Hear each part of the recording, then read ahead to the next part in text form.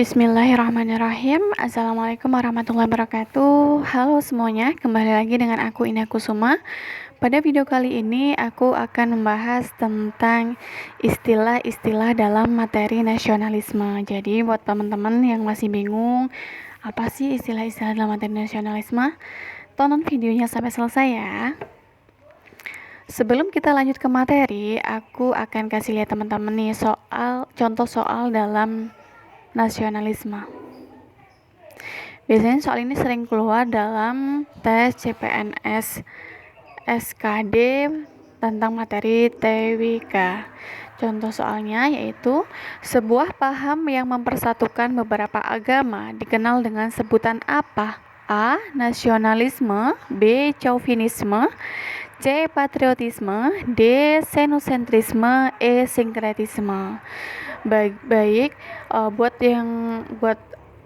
aku maupun teman-teman nih, kalau kita belum belajar pasti kita akan kebingungan dalam menjawab soal ini, ya kan?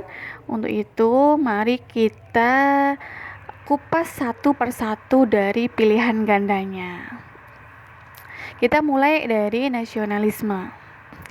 Nasionalisme itu teman-teman, menurut Kamus Besar Bahasa Indonesia, suatu paham yang mengajarkan kita untuk mencintai bangsa kita sendiri, baik itu budayanya, masyarakatnya, maupun tatanan yang ada di negara tersebut. Selain itu, juga mempunyai rasa kebanggaan sebagai bangsa dan dapat memelihara kehormatan bangsa, gitu ya. Sedangkan istilah yang kedua yaitu Chauvinisme. Chauvinisme ini teman-teman merupakan paham kecintaan pada negara yang sangat fanatik dengan cara mengagungkan bangsanya sendiri dan merendahkan bangsa lain, sehingga membenarkan merusak atau menghancurkan negara lain demi kejayaan bangsa sendiri. Secara singkatnya, Chauvinisme itu teman-teman rasa nasionalisme yang berlebihan. Yang ketiga yaitu xenocentrisme, yang mana xenocentrisme ini teman-teman keterbalikan dari chauvinisme. Kalau chauvinisme itu rasa nasionalisme yang berlebihan, kalau xenocentrisme ini yaitu dia menilai rendah akan kebudayaan sendiri tapi menjunjung tinggi atas kebudayaan asing. Gitu ya. Jadi teman-teman cukup mengingat salah satu, yang satunya mengikuti gitu. Selanjutnya yaitu fasisme. Fasisme merupakan suatu paham yang menganjurkan pemerintah otoriter dengan menggunakan paksaan, yang mana agar masyarakatnya itu mencintai bangsa dan negaranya, di mana kekuasaannya itu harus dipegang oleh satu orang atau pemusatan kekuasaan, serta segala perintah yang dikeluarkan harus dipatuhi.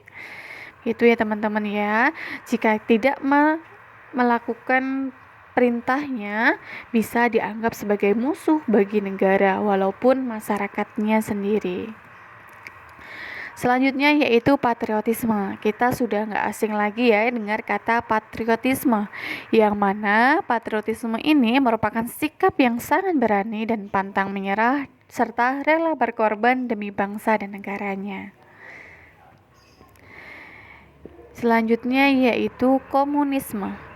Komunisme, teman-teman, merupakan sebuah ideologi yang berkenaan dengan filosofi, politik, sosial, dan ekonomi, yang mana tujuannya itu untuk terciptanya masyarakat komunis dengan aturan sosial ekonomi berdasarkan kepemilikan bersama. Jadi alat produksi dan tidak adanya kelas sosial uang dan juga negara.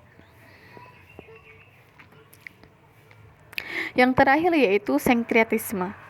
Sinkretisme itu suatu proses perpaduan yang sangat beragam dari beberapa pemahaman kepercayaan atau aliran-aliran agama.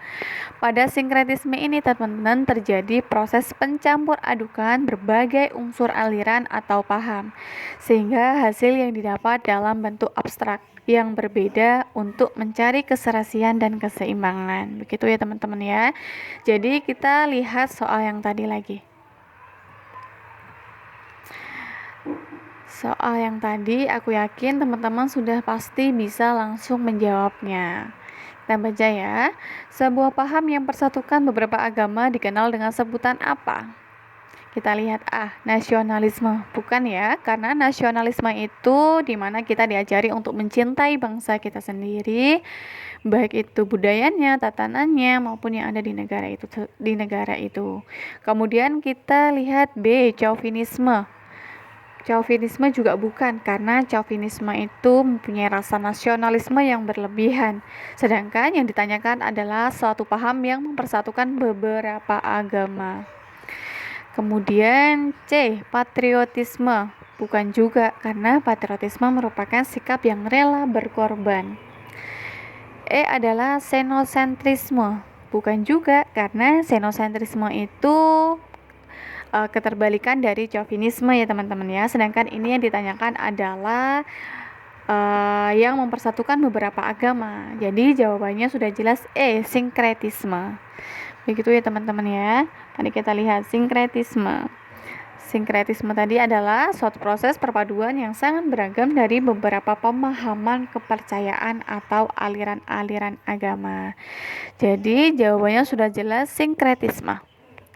Kita lihat soal yang kedua. Anita gemar sekali mengkoleksi tas dari produk luar negeri karena ia merasa kualitasnya lebih bagus dan lebih berkelas daripada produk dari dalam negeri. Tindakan Anita tersebut disebut dengan apa? Kita lihat ya. A, patriotisme. Bukan, karena patriotisme adalah sikap yang pantang menyerah. B, sinkretisme. Bukan perpaduan antara beberapa agama. C, chauvinisme. Bukan juga, karena chauvinisme itu dia sangat mengagungkan hasil dari bangsanya sendiri. Sedangkan yang ditanyakan adalah Anita gemar sekali mengkoleksi tas dari luar negeri. Jadi jawabannya bukan C ya teman-teman ya.